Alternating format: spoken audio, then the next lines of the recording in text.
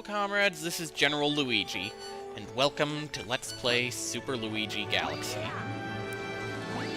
So, it's time to pay a visit to the Grand Finale Galaxy. Happens to be on... well, the launch star to it happens to be the same place as the Trial Galaxies. Right here. And don't worry, as with the Trial Galaxies, I am very confident that I will complete this galaxy with one life.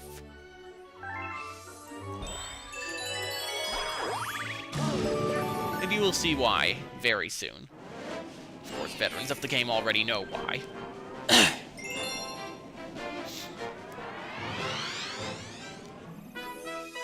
Namely, it is next to impossible to die on this mission.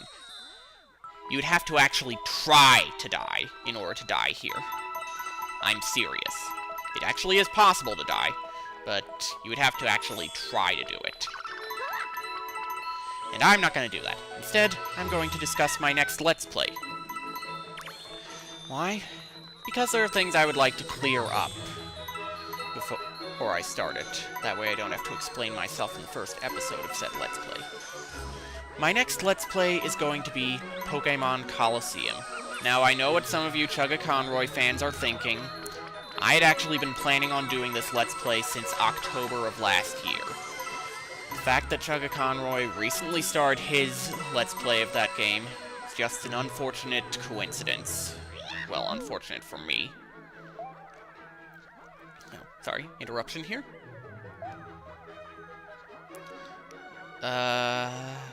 Right. I'm sorry, but I'm skeptical. Weren't you the guy cowering in fear of Bouldergeist? Or was it Tarantox? One of the bosses. You're not gonna stand a chance against Bowser. So anyway, this fire. That's how you can die. If you jump on it, you can actually burn yourself. Heck, I'll demonstrate just for the heck of it. See? Okay. So yeah, you actually can die in this mission. Anyway, so yes, I was planning on doing that Let's Play since October of last year.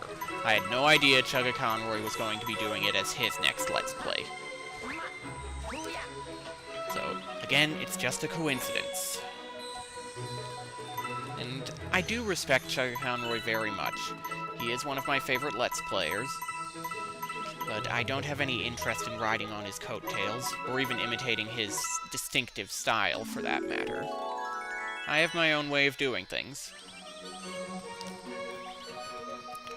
Alright, now we need to talk to this fella right here. Yes, of course I want it! Yeah, so I'm gonna have to show you the Wii message board. Alright, so that is the last star. I hope I've cleared everything up sufficiently with Pokemon Colosseum. In fact, I had actually planned on doing that one as my third Let's Play. But I had decided that I would actually do Kirby 64 instead. Had I not received the 20th anniversary collection for Christmas, you would have seen me doing Pokemon Colosseum instead as my next Let's Play. Well, as my third Let's Play. And thus, I wouldn't have to explain myself like this to begin with. Alright, anyway, it's time to take a look at the library.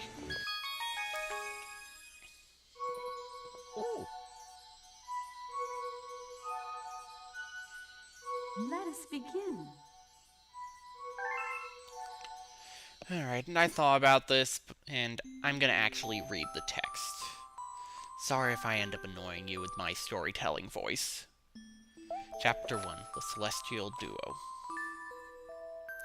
Our story begins a very, very long time ago, with a young girl. One day, this girl spied a rusted spaceship holding a small star child. What's your name? Are you lost? The girl asked the star child. I'm Luma, and I'm waiting for Mama. She's coming for me on a comet, said the star child, who had been waiting day and night.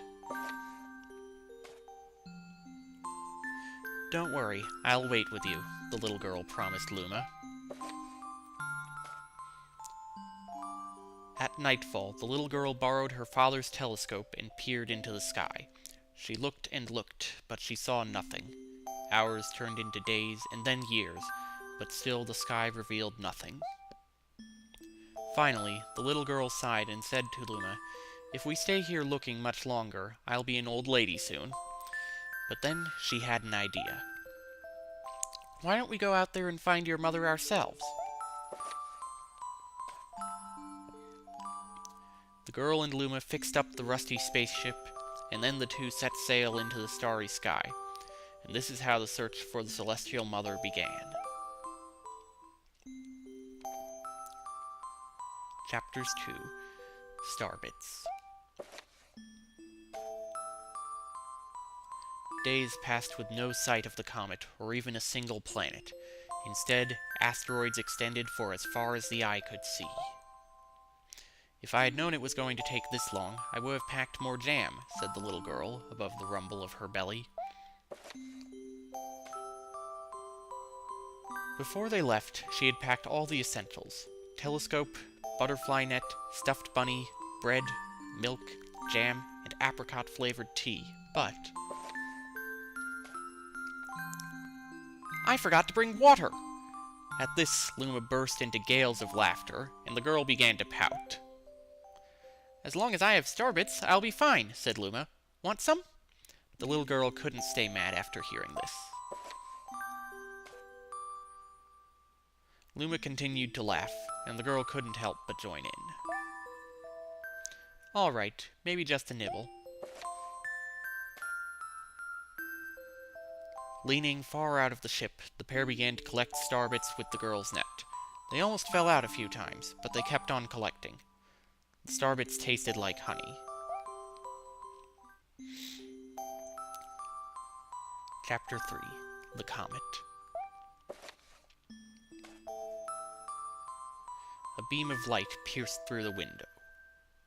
Thinking it was the morning sun, the girl peered through the window, only to find a turquoise-blue comet shimmering at her.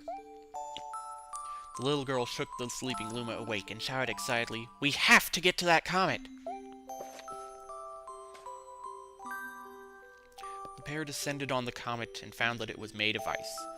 They looked high and low, but Luma's mother was nowhere to be found. Exhausted, the little girl sat down with a flop, utterly unable to take another step. "Look!" Peering down at the icy ground where Luma was pointing, the girl suddenly noticed clusters of starbits encased in the ice.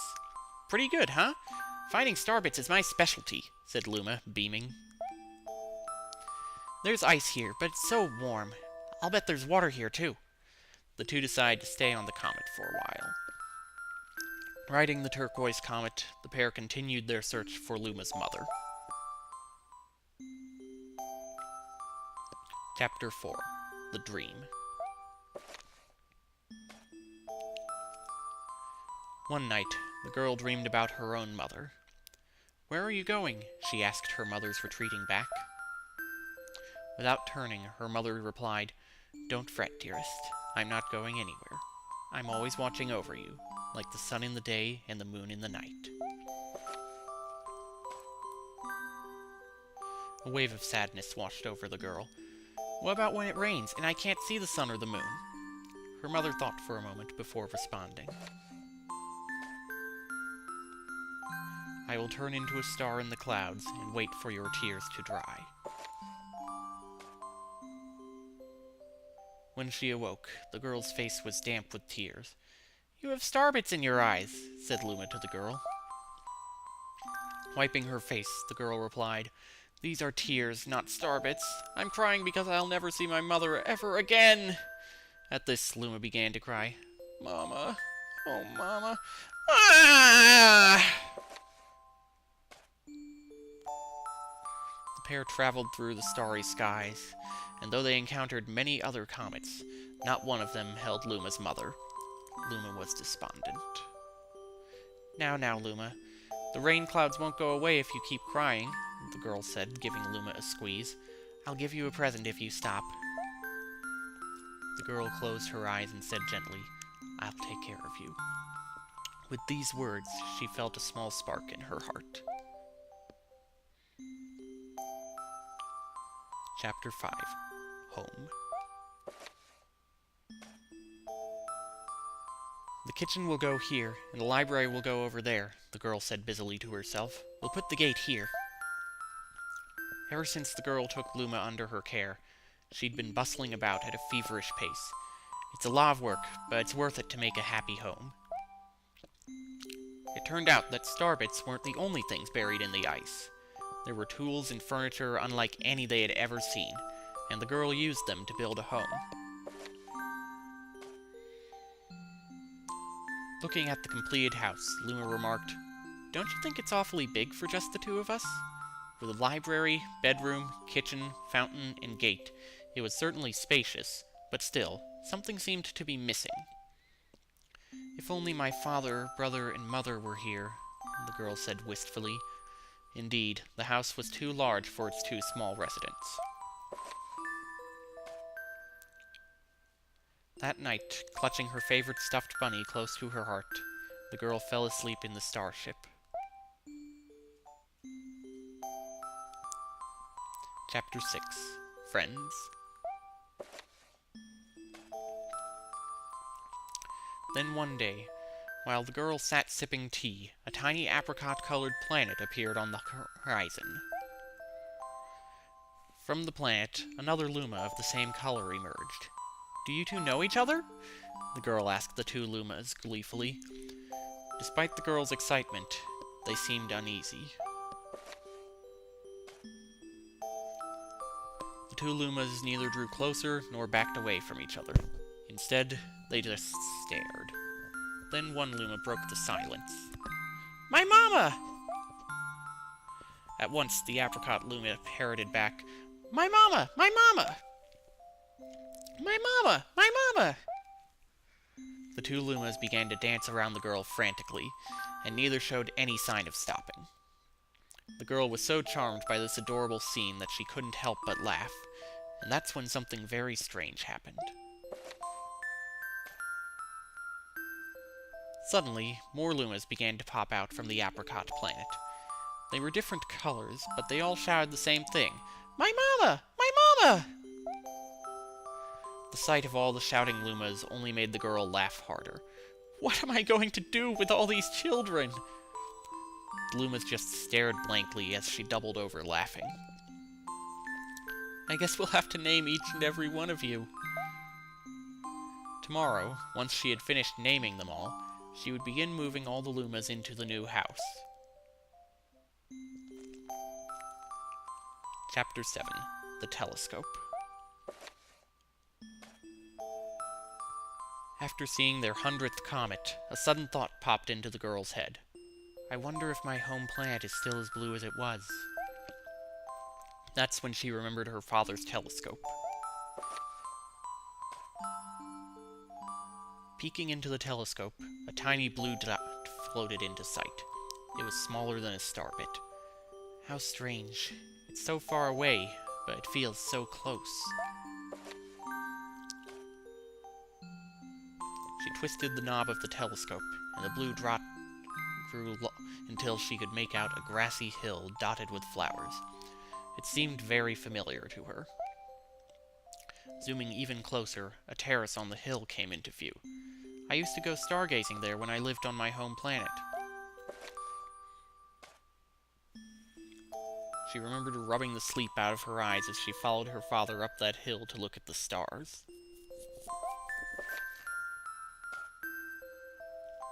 She remembered how she and her brother would sled down that hill. She remembered having picnics with her mother on that hill on bright and windy days. And... "I want to go home! I want to go home right now!" The girl burst into tears, and the Lumas didn't know what to do.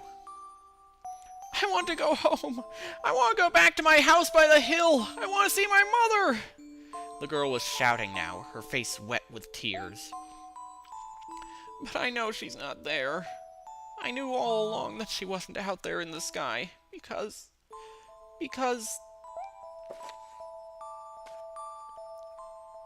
She's sleeping under the tree on the hill! The girl's cries echoed through the stars, and a hush fell over the area. Chapter 8. The Wish.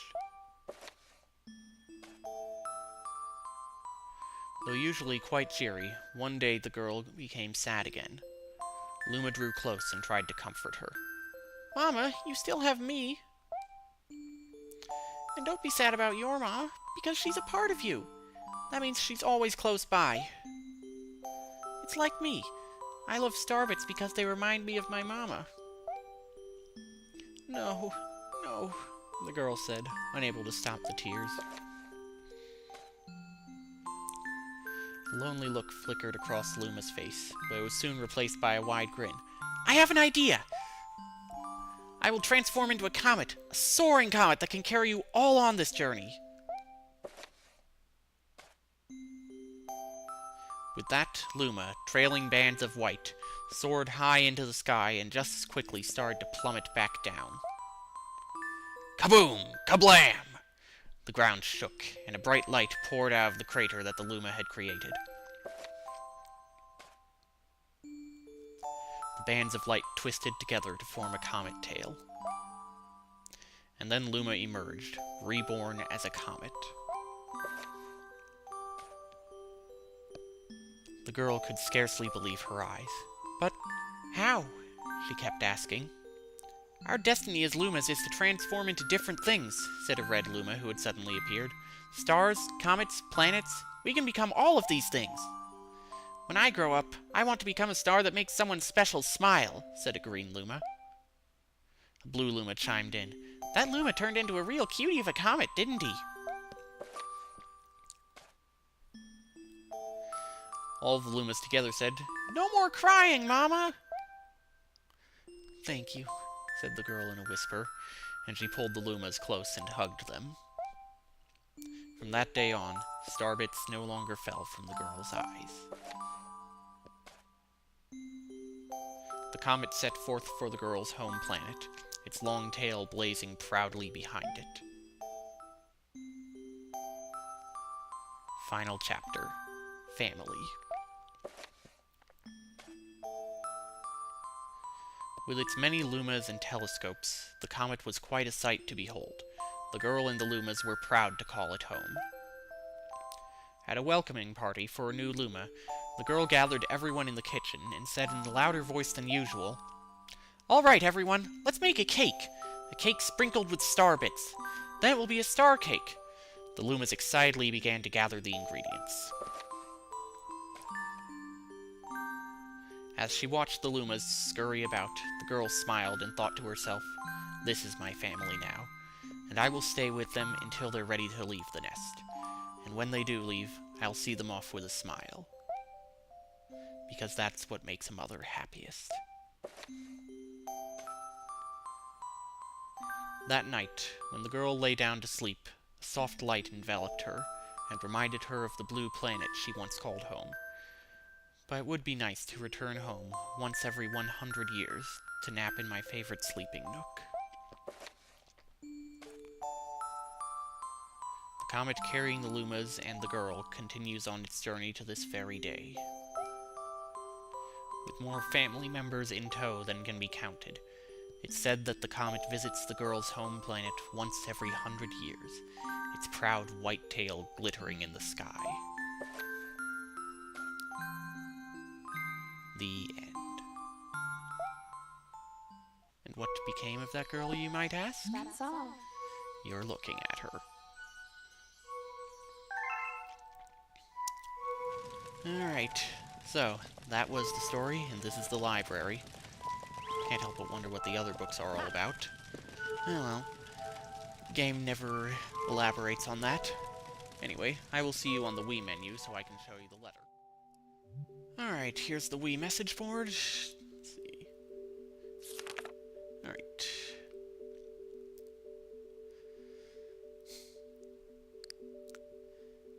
So yes. We get thanks from the Super Luigi Galaxy staff. And a photo.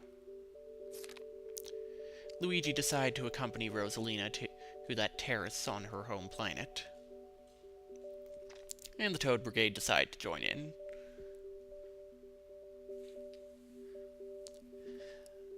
So, anyway,